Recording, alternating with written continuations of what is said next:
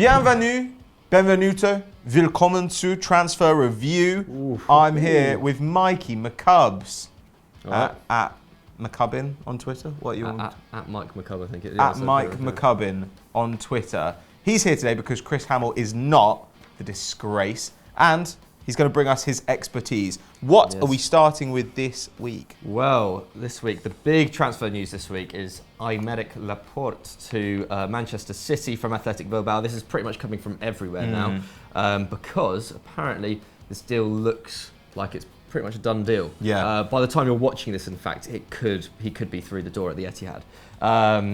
But yeah, which is quite culmination of a couple of years of City being linked with this guy almost constantly. He's still only 23, which is pretty amazing considering how long he's been on the radar of big clubs.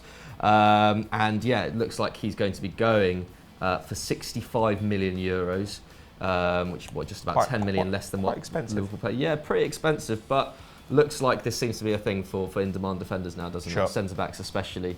Everyone seems to need one. So yeah, they almost got him last season, but he changed his mind last minute to sign a new deal. Probably explains why the transfer fee is so high at this point. And apparently his buyout would go up by 10 million in the summer. So it does make sense for City to go for him now. And it's no wonder he's in demand. Out of Athletic Bilbao's 20 league games this season, Laporte's appeared in 19 of them, in which they've conceded just 22 goals. That's the 7th best defensive record in La Liga. But even more impressively, they've limited opponents to 47% of their shots coming from outside the box, so which is actually the best record in the whole of Spain. So he's part of a very, very tight defensive unit there in the Basque Country. Yeah, Pat, take us through a few more of his qualities. Well, he wins back possession 3 times a game, and he actually comes out on top in 70% of his aerial duels, which is really, really good. He's 6'3". And he's a really good passer, which is something we obviously have seen Guardiola specifically recruiting for. That's why he wanted him in the first place. He completes more passes per game than any other Bilbao player. And he also manages 7.4 accurate long balls a match. That's the second most of all outfield players in La Liga this season. Pretty impressive stuff. 6 years younger than Nicolas Otamendi, who turns 30 next month. Company is only 31. I couldn't believe that. That's crazy, but he's crocked now. I don't think you can rely on him as a regular starter. You haven't been able to for the last 3 or 4 seasons. So, like you said, if they want to go for the double this season, or even the quadruple, I think is still on, then it does make sense to go and try and get this guy before... I don't know, who else will be looking for a defender in the summer? Probably Man United, potentially Arsenal. Chelsea seem to buy one every summer. Even Liverpool, maybe. Right. Yeah, that's true. That's true as well. Liverpool probably need one too. And the other thing that Laporte has over Man City's current central defenders is his injury record. He's only missed around 6 games to injury per season over the last 4 years, which is really impressive stuff. Now, Cadena Cope, they confirmed that Man City will sign Laporte for 5 years, paying around 65 million his release cost. Of course, with Athletic Bilbao, you pretty much always have to pay the release. And that leaves Arsenal with a clear run at Johnny Evans, we think. But what do you guys think? Is Laporte a good signing for Man City? Should somebody else be in for him? Maybe Real Madrid, who knows? Let us know what you think in the comments below. Our next rumour comes from Di Marzio in Italy. What is it, Pat? It's Edin Dzeko and Emerson on their way to Chelsea. Now, I'm going to have a little look at the Dzeko rumour in particular. Obviously, we know that Chelsea have been after Andy Carroll, Peter Crouch, Ashley Barnes. They want somebody tall. That's all we know. Yeah. And now they've settled on Edin Dzeko, who is, I'd say, by far the best player of the bunch. Apparently, they want a double deal for him and Emerson. It would be the 2 players plus about 50 to 60 million euros. And there was also a rumour of Batshuayi going the other way on loan, but Roma are apparently not keen at all. Now, Di Marzio is having a really, really good window. He was one of the first to report Alexis to Man United. And so if he says it and it involves an Italian club in particular, chances are there's some truth in it. And this would make this would kind of make a lot of sense to me, even though Edin Dzeko, I believe he's 31, he is getting on a bit. So yeah, like you said there, Pato, Dzeko definitely is the best of that bunch. Has a bit of star quality, which should be standard requirement really for Chelsea if they're chasing a striker. Sure. But yeah, as well, he is getting on a little bit, and his productivity has decreased this season on last season, averaging 0.5 goals per 90, which is still good. Still very good. Like, but compared to last year's 0.86, which was outstanding. That's mental. And obviously, that has a lot to do with Spalletti, with Mo Salah being in the team, with Nainggolan also, laying on more chances as well.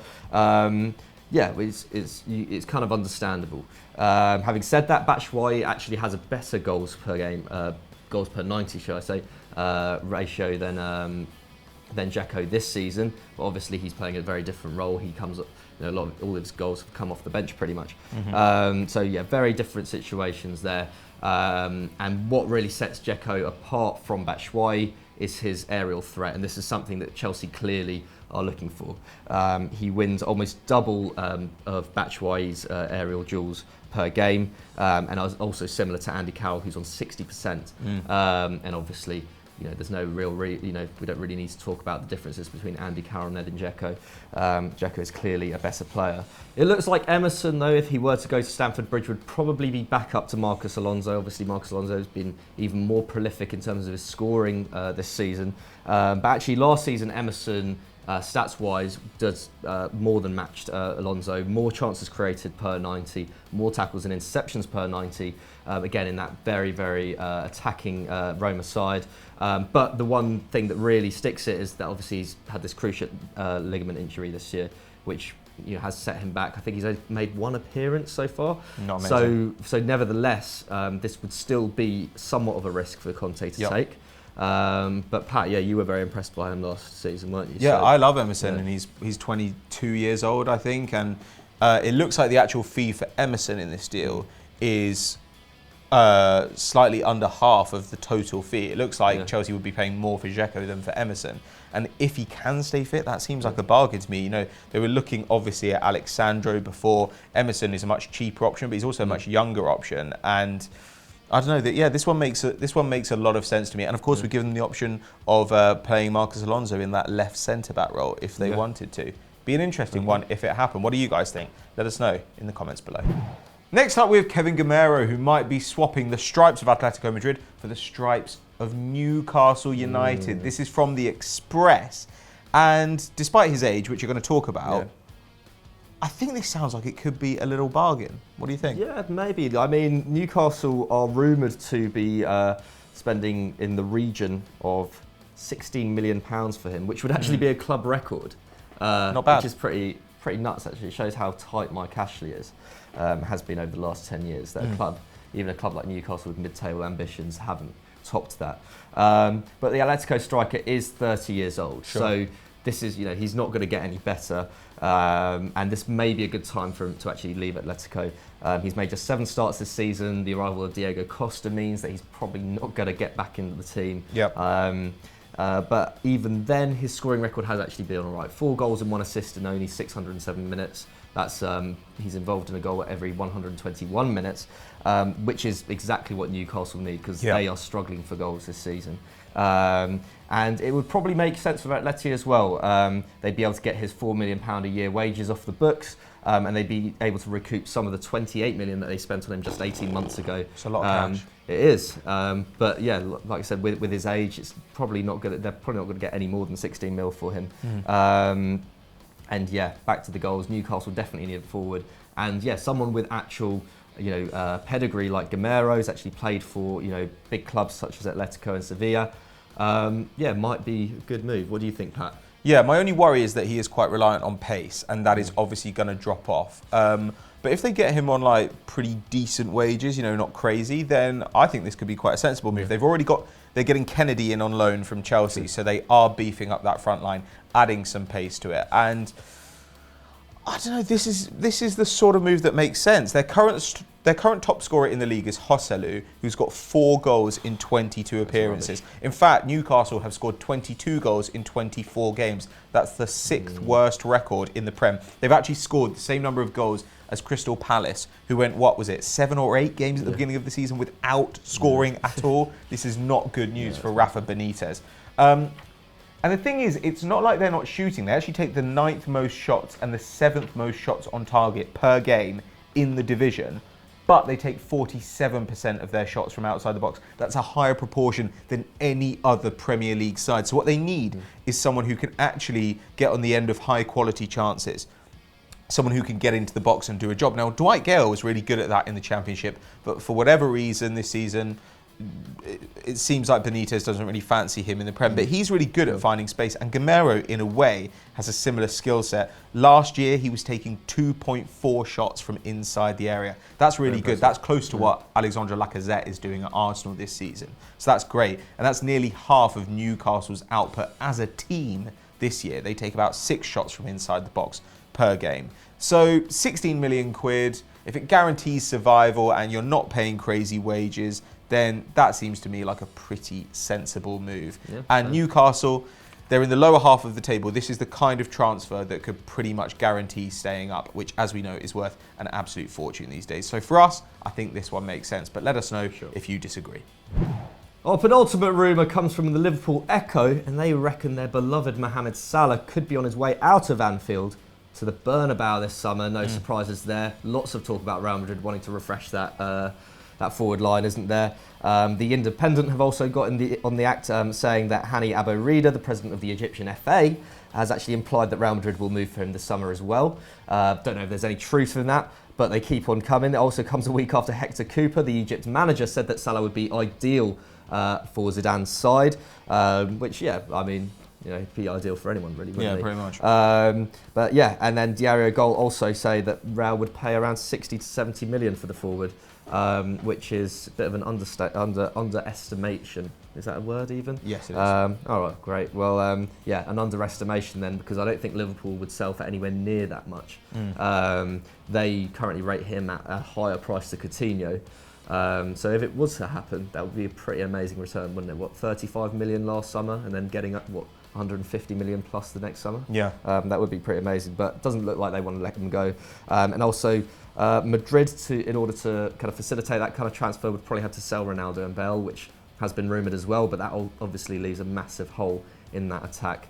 Don't know whether they're really willing to take that kind of risk. They got 51 goals in all comps last season between them, and even Salah at this kind of great scoring rate. Don't know if he'd be able to replicate that. But what do you think about this, Pat?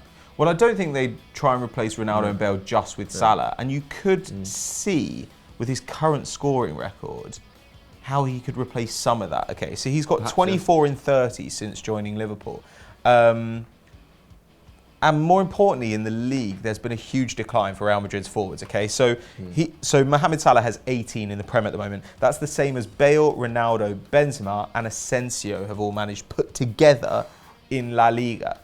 Plus, he's 25 years old, so he's hitting his peak. It's a good time to get him, and it's probably a good time to sell some of those guys as well. Ronaldo, 32. Benzema, 30. Bale, 28. So if you want to refresh that forward line, you've got Asensio, bring in Salah, maybe bring in an Hazard on the other wing, and suddenly you're looking at a really potent attack. He also has a really good injury record, which is something that we've seen to be a problem with that forward line over the last few years.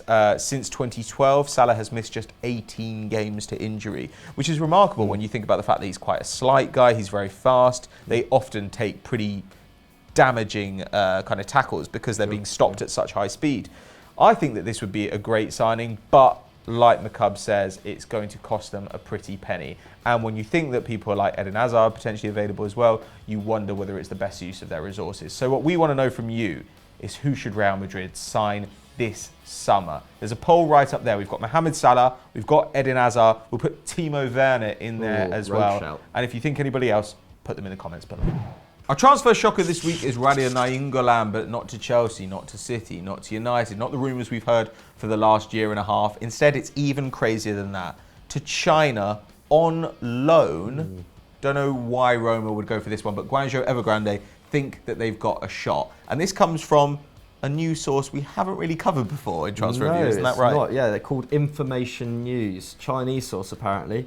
Doesn't sound very official on this end, but maybe in Chinese sounds a bit better. Probably does sound better. Mandarin, yeah. So let us know, fans in China, whether that, whether it's reputable.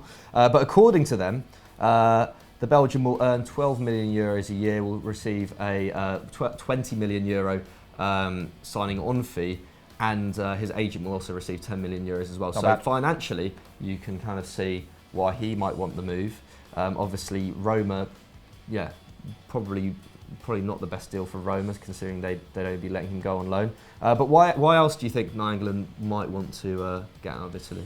Well, I mean, there's a slight argument for it, right? Which is that if you've got a player on your books, no matter how good they've been, and they're starting to decline, and you're seeing it in training every week, then maybe you try and get rid of them. Though I think in this case, if you send him on loan with an obligation to buy, then that would make more sense. I mean, Nainggolan, he's putting in fewer tackles and interceptions than at any point in the last 3 years, playing fewer passes, scoring less, and of course, he's pretty open about the fact that he is a smoker.